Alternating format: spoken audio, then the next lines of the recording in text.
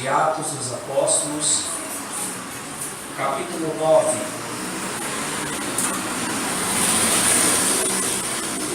Aleluia, Jesus. Aleluia, Jesus. Glória a Deus, aleluia.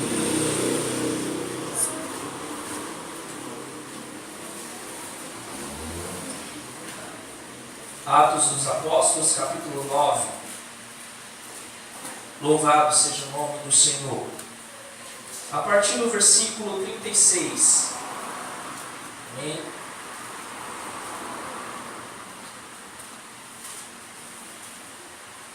Glória a Deus. Glória a Deus. Diz assim: E havendo em Jope uma discípula chamada Tabita, que traduzido se diz Dorcas. Esta estava cheia de boas obras e esmolas que fazia. E aconteceu naqueles dias que, enfermando, ela morreu.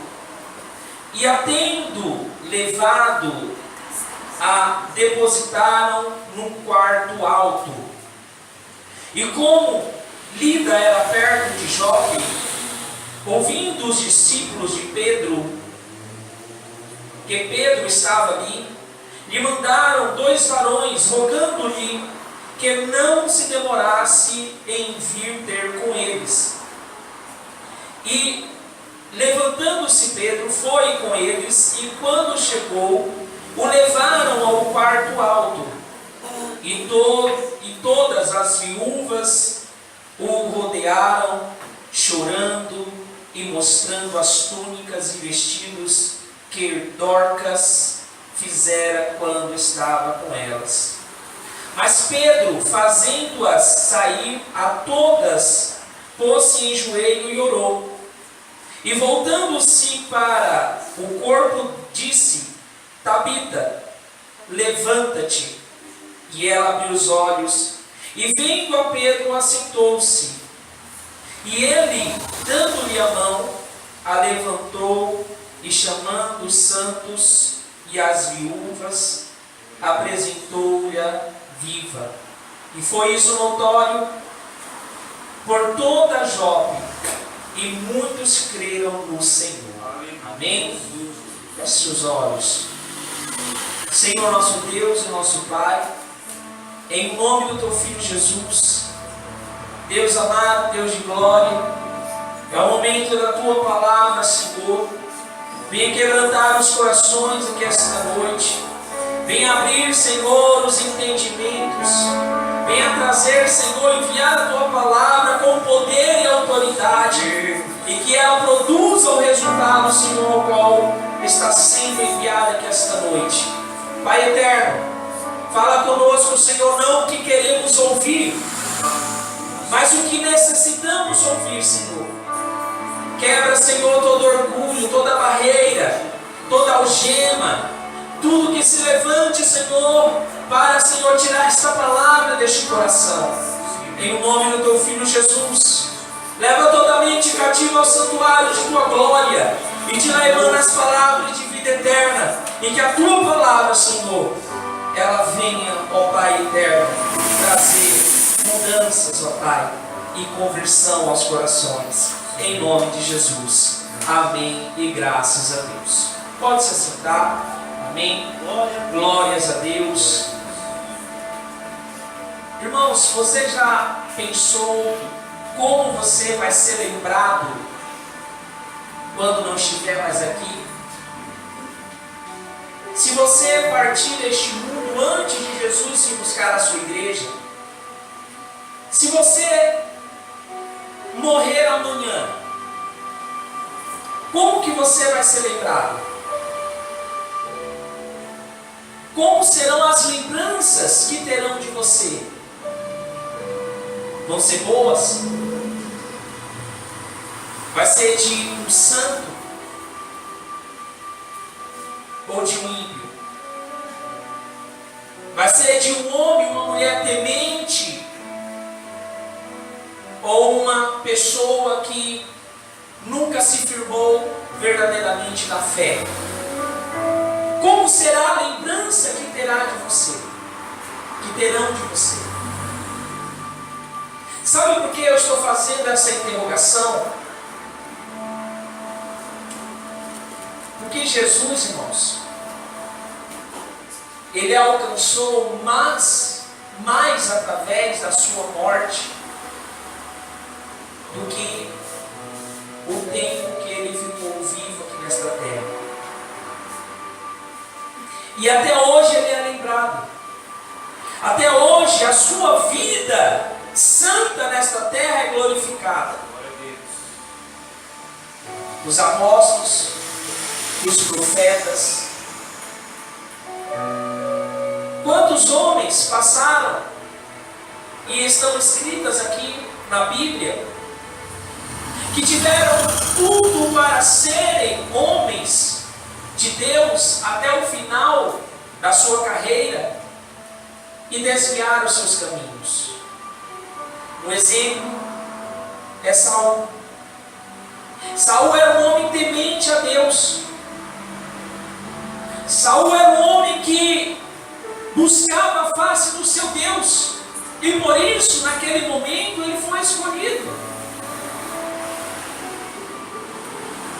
Porque entre todos os que estavam ali, irmãos, naquele exato momento, por isso que vai depender de como nós estamos no exato momento que Jesus virá buscar a sua igreja para nós subirmos. Porque segundo a palavra de Deus, a palavra diz que se você viver uma vida santa durante uma vida inteira, mas no último dia você cair na fé, de nada valerá o que você fez lá atrás. Porque é no exato momento que Jesus vem buscar a sua igreja, é que você tem que estar com o coração bom, coração sincero, verdadeiro, firmado nele. Aqui nós vemos, irmãos, um exemplo de mulher. Não se sabe muito dela. Dorcas foi uma discípula ali ainda no tempo de Jesus. Teólogos acreditam que ela ainda se converteu quando Jesus ainda estava vivo, durante o ministério de Jesus. E ainda no período dos apóstolos, ela continuou a sua obra. Ela não largou a mão do arado.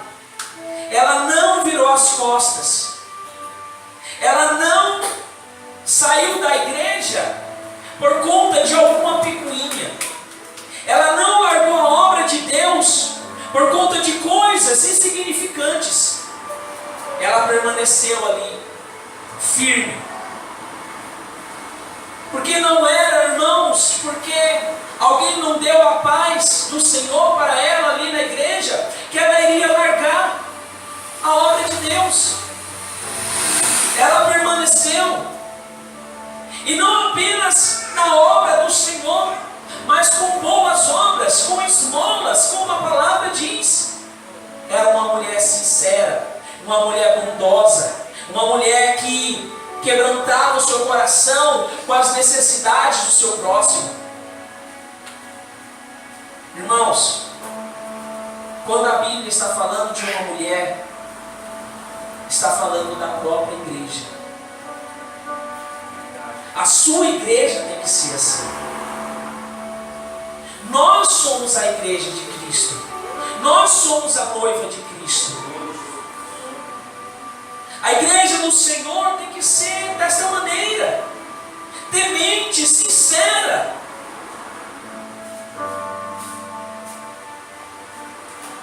Que não vai deixar de caminhar os caminhos do Senhor por conta de alguma coisa que aconteceu no seu dia a dia. Uma mulher que quando ela morreu, irmãos, e nós vemos isso. Por isso que eu perguntei, como que vai ser a lembrança quando você partir? Nós vemos aqui que aquelas viúvas estavam todas em prantos. Todos estavam ali sem chão.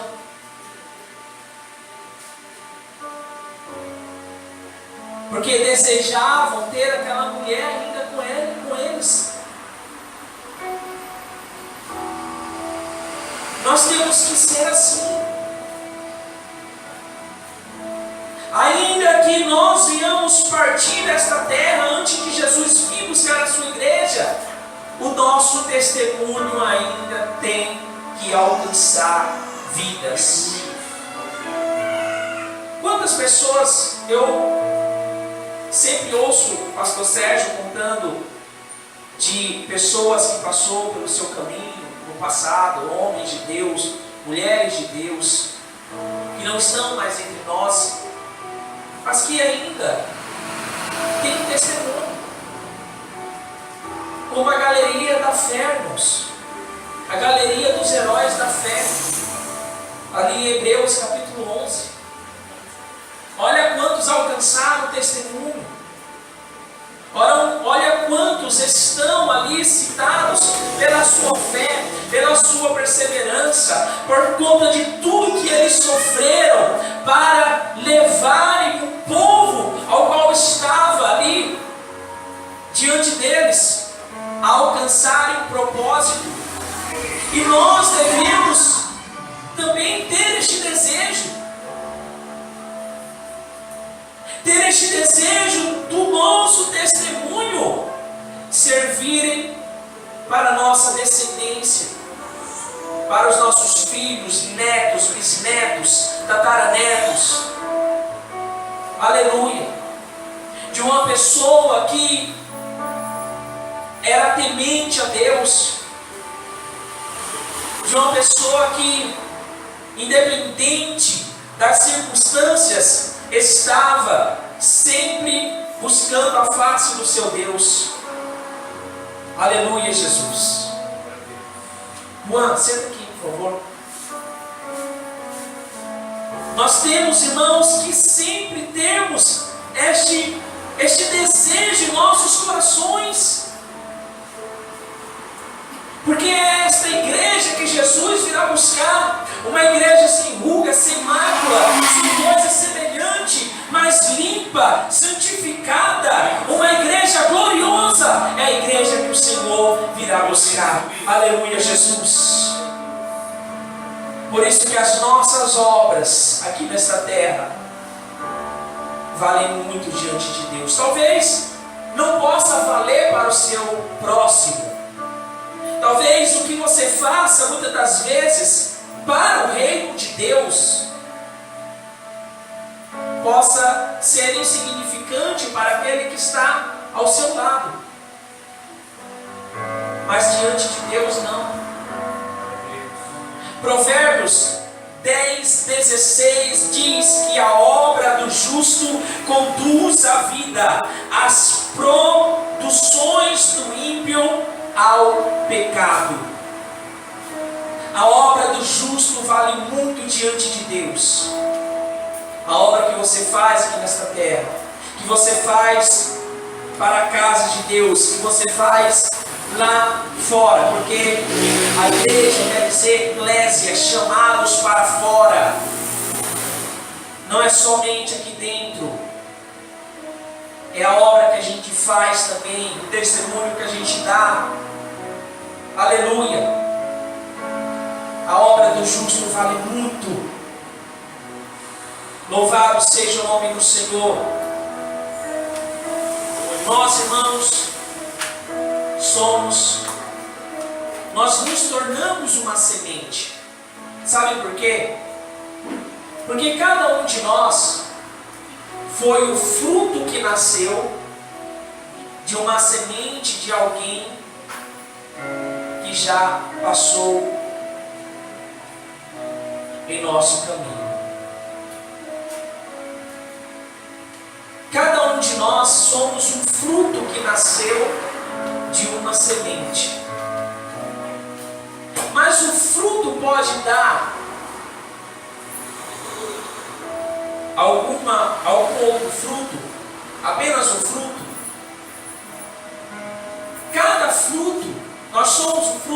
e nos tornamos esta semente para também alcançarmos um fruto que irá nascer da semente que irá sair de cada um de nós.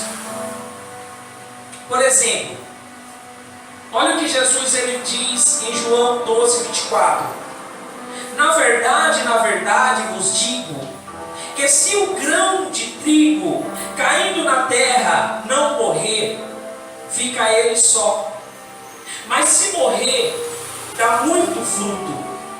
Quem ama a sua vida, perdê-la-á. E quem neste mundo aborrece a sua vida, guardá-la-á para a vida eterna.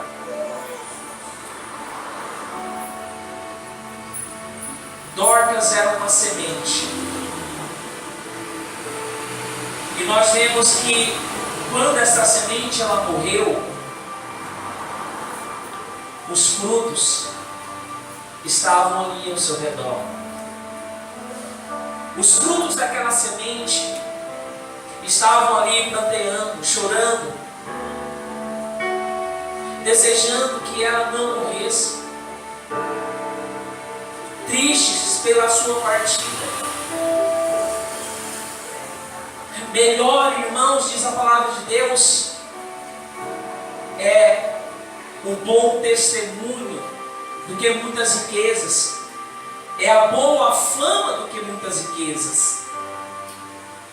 Porque não adianta você ganhar o mundo inteiro, irmãos, como a própria palavra nos ensina, e perder a sua alma. Porque é impossível alguém alcançar a salvação sem ter frutos.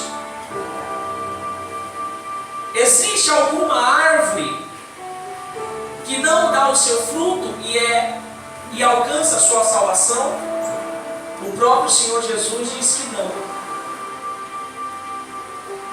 Porque nós conhecemos a árvore pelos seus frutos. Nós conhecemos que uma pessoa, ela é sincera, ela é santa, ela é irrepreensível, ela é uma pessoa que alcança testemunho através de seus frutos. E Dorcas, ela tinha estes frutos. Tabita é a palavra dela no hebraico, e Dorcas é a palavra dela no grego. Essa palavra no grego quer dizer gazela. Não tem um significado aqui no contexto, mas foi para o seu pai ali, talvez a sua mãe que deu o nome a ela, talvez tivesse algum significado de ter a sua interpretação de gazela. E nós, quando olhamos para a vida de Dorcas, irmãos, nós podemos nos inspirar em uma mulher santa, uma mulher que deu exemplo e ainda está dando exemplo para os nossos dias. Porque se não fosse, irmãos, uma mulher exemplar, talvez ela nem estaria aqui. Irmãos, prestem bem atenção. Quando aqueles dois homens vão chamar Pedro, eles vão chamar Pedro para ressuscitar Dorcas? Não. Eles vão chamar Pedro para que Pedro fizesse ali, talvez, um culto fúnebre para honrar aquela mulher santa. Mas quando Pedro chega ali naquele ambiente e vê toda aquela tristeza ao redor, isso não está escrito na Bíblia. Eu não posso afirmar com certeza, como tem uma frase que eu gosto muito, o que as Escrituras não falam com clareza, eu não posso afirmar com certeza, mas eu creio em meu coração que o Senhor Jesus, naquele momento, falou tremendamente ao coração de Pedro. Porque quando Pedro vê toda aquela tristeza, irmãos, nós vemos que Pedro também sentiu a dor que os seus irmãos estavam sentindo.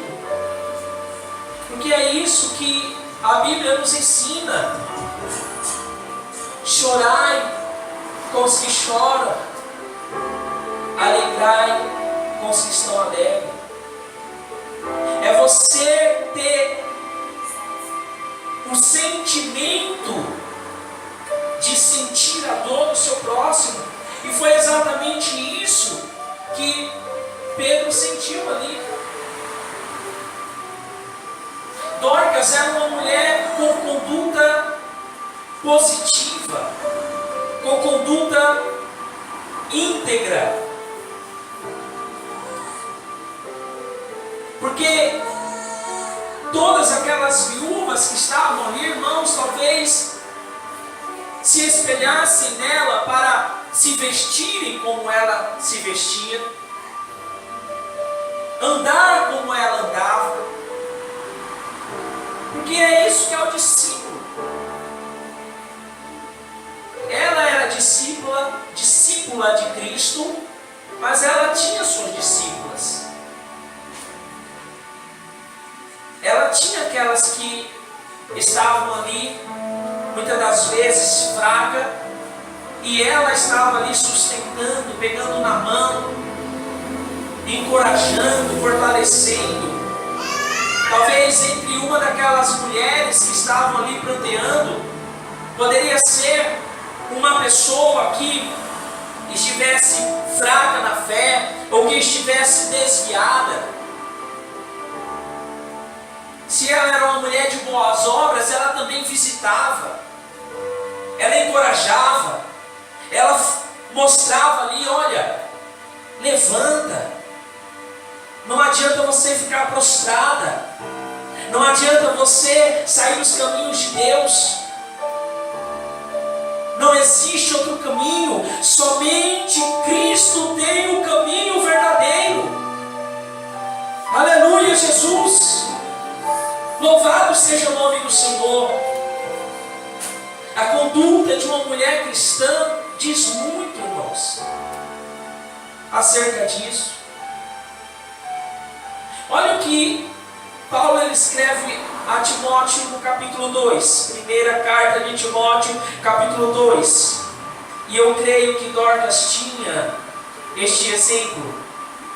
Que do mesmo modo as mulheres se ataviem em trajes honestos, com pudor e modéstia, não com tranças, ou com ouro, ou pérolas, ou vestidos preciosos, mas como convém a mulheres que fazem profissão de servir a Deus com boas obras. Talvez, quando nós lemos assim, irmãos, nós vemos aqui que Paulo está falando sobre tranças no cabelo das mulheres. Não eram essas tranças que nós conhecemos hoje. E logo após o culto, eu vou estar enviando para o WhatsApp de cada um como que era essa trança, mas eu vou descrever mais ou menos, e eu acho que alguém já deve ter visto esse tipo de trança em mulheres mais do passado. Essas tranças eram tranças que começavam uma de cada lado e se colocava um recipiente fino que segurava essas tranças para cima, parecendo chifres, e no final das tranças elas colocavam pedras de chumbo, umas bolinhas de chumbo, para segurar essas tranças para trás para elas não caírem para frente. E quando Paulo envia esta carta a Timóteo, Timóteo estava em Éfeso. E a igreja de Éfeso, irmãos, ela só não deu mais trabalho do que a igreja de Corinto. Mas a igreja de Éfeso tinha muitas coisas de costumes pagãos, como eu já citei aqui algumas vezes, o costume que as mulheres que adoravam Diana, que era a deusa dos Efésios, tinham de rasparem as suas cabeças. E por isso lá em 1 Coríntios capítulo 11, fala sobre o véu da mulher. Porque o véu que está falando ali era para as mulheres que tinham se convertido e ainda não tinham crescido o cabelo. Então elas colocavam o véu ali para que não viesse a desonrar a si próprio. Porque a própria palavra diz ali no capítulo 11 que o véu é a glória da mulher. Então, todas as vezes que se convertia alguma mulher ao cristianismo naquela época, elas tinham que deixar os seus costumes pagãos de lado. Então Paulo vê a necessidade aqui de escrever a Timóteo falando sobre também essas tranças que pareciam mais chifres que as mulheres daquela época também usavam. E outras coisas que nós vemos aqui Paulo citando a Timóteo.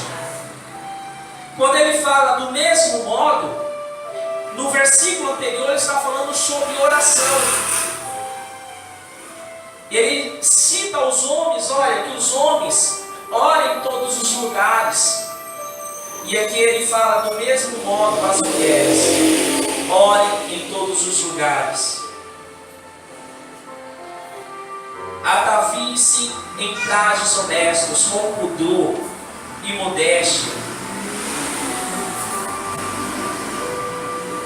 como convém às mulheres que fazem a profissão de servir a Deus com boas obras.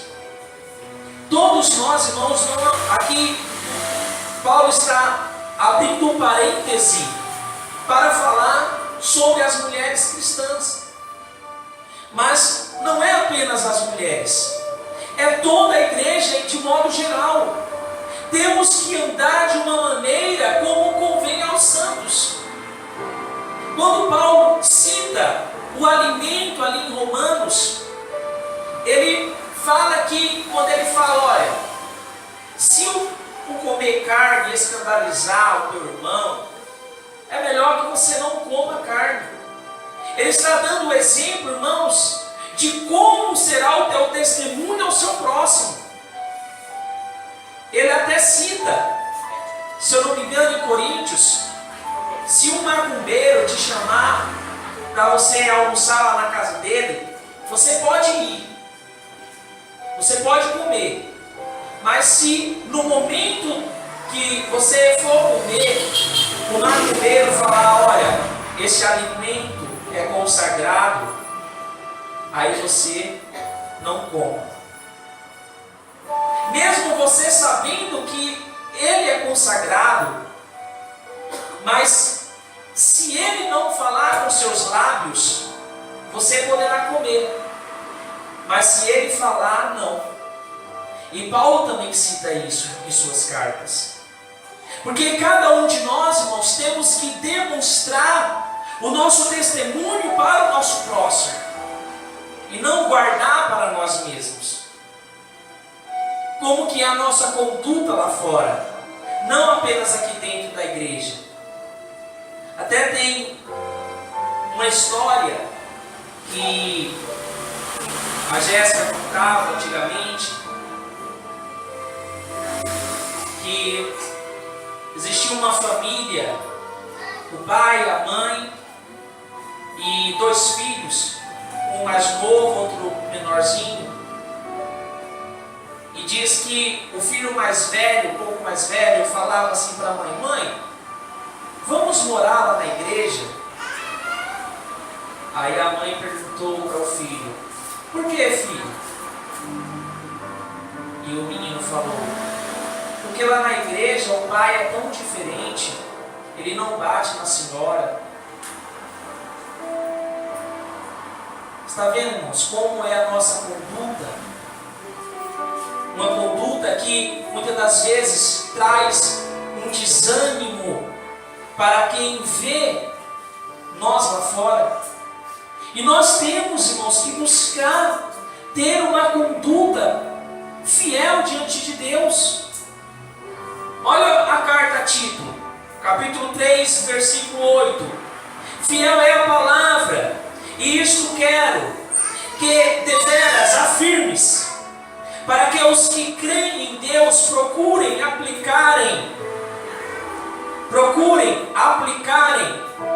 aplicar-se às boas obras. Estas coisas são boas e proveitosas aos homens.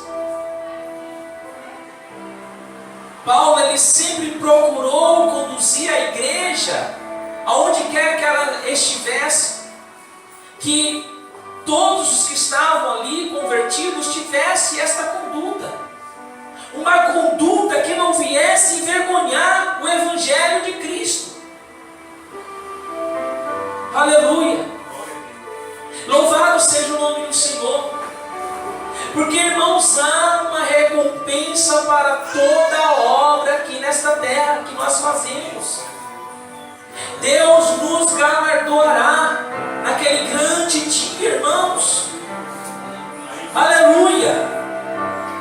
Você receberá o galardão de acordo com as suas obras. E para os ímpios também haverá o galardão segundo as suas obras. Mas esse galardão que o ímpio receberá será um galardão de sofrimento, de dor. Aleluia, Jesus. 1 Coríntios 15, 58. Portanto, meus amados irmãos, sede firmes e constantes, sempre abundantes na obra do Senhor, sabendo que o vosso trabalho não é vão no Senhor. Olha como Paulo está encorajando a igreja: seja firme, seja constante, não desfaleça, levante a sua cabeça. Aleluia, Jesus. Louvado seja o nome do Senhor. Ainda que a fraqueza venha, ainda que a tribulação venha, ainda que a tentação venha, você tem que ser firme naquilo que você confessou diante de Deus e diante dos homens. Louvado seja o nome do Senhor. A oração de Pedro, irmãos, quando nós vemos aqui, o que Pedro fez ali? Qual foi a atitude de Pedro antes de ele começar a orar? Ele pediu para que todos os que estavam ali saíssem. E isso nos lembra algo que aconteceu, dois feitos que aconteceram no ministério de Jesus. Um deles foi o de Lázaro, que quando Jesus chega ali diante da família de Lázaro, ele vê que todos estão chorando, pranteando, e nós conhecemos muito bem o que aconteceu ali. Jesus chorou, porque ele foi ali naquele momento cordial com aqueles que estavam chorando, como a própria Bíblia nos ensina: chorai com os que choram. O outro feito que aconteceu foi quando Jesus ressuscitou a filha de Jairo. E nós iremos ver detalhadamente aqui o que aconteceu em todo o trajeto ali que Jesus fez até ressuscitar a filha de Jairo. Primeiro versículo, em Marcos capítulo 5, versículo 38. Preste atenção. Diz: e tendo chegado à casa do principal da sinagoga, viu alvoroço, e os que choravam muito e pranteavam. Agora em Mateus, no capítulo 9, versículo 25, tem algo que não aparece em Marcos. Jesus ele diz, Mateus ele descreve: e logo que o povo foi posto fora, entrou Jesus. Versículo 41 de Marcos 5. E tomando a mão da menina, disse-lhe: Talita cumi, que traduzido é: menina, a ti te digo, levanta-te. Quando nós vemos aqui, irmãos, o que Jesus ele fez nessas ressurreições, nós vemos que Paulo ele segue a mesma linha. Ele pediu para que o povo saísse, para que as viúvas que estavam chorando saíssem. E ali, a primeira coisa que Pedro ele faz, ele dobra os seus joelhos e ele começa a orar. Logo após a oração, e eu creio nisso, irmãos, que Pedro ele só se levantou ali da oração depois que Jesus confirmou no coração dele que ele iria fazer com que aquela mulher fosse ressuscitada. Então Pedro se levanta da oração, pega na mão daquela mulher e diz: Tabita, levanta-te. Irmãos, ainda que a frieza espiritual ela venha sobre o teu coração e essa frieza esteja te matando, te tirando do foco, talvez você esteja muito tempo distante de Cristo. Jesus, Ele pode ressuscitar a tua fé. Jesus, Ele pode fazer com que todas as barreiras caiam por terra. Jesus, Ele pode transformar qualquer situação contrária, irmãos. Aleluia, Jesus.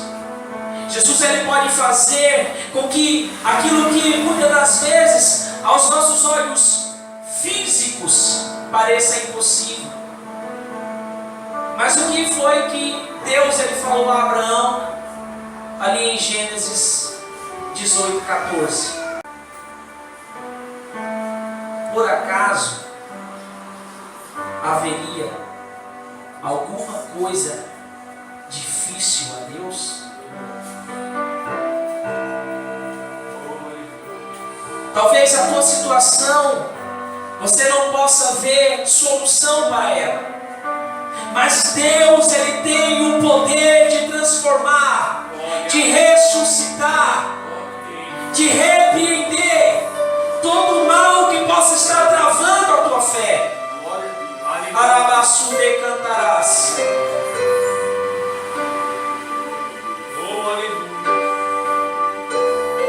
Aleluia, Jesus. O que a palavra de Deus diz ali em Lucas 1:37? Para Deus não existe nada impossível. Não existe o impossível impossível diante de Deus. Não existe o impossível para tudo aquilo, irmãos, que possa se levantar para cegar espiritualmente a pessoa, para trazer uma convicção de que não há solução assim. O que Deus ele não rejeita? O que Davi ele fala ali em Salmo 51:17?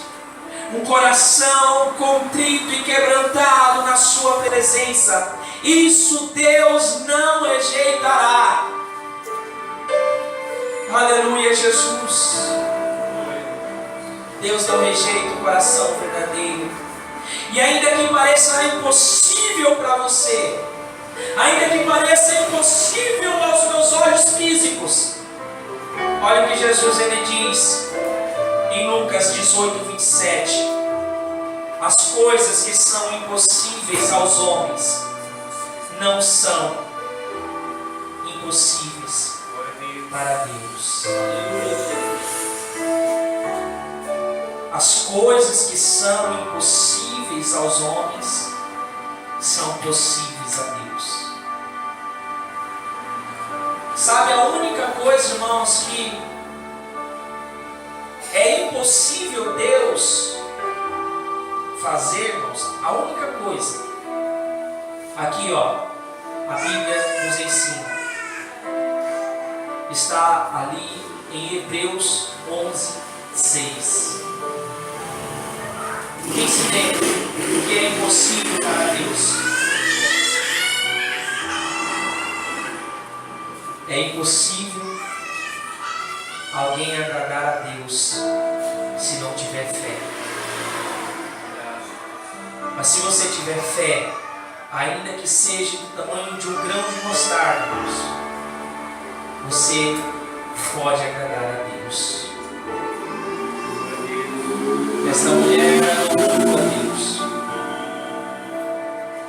e foi recompensada ali com mais alguns anos de vida. Amém? Se coloque de pé. Louvado seja o nome do Senhor. Não existe impossível para Deus. Não existe. Não existe.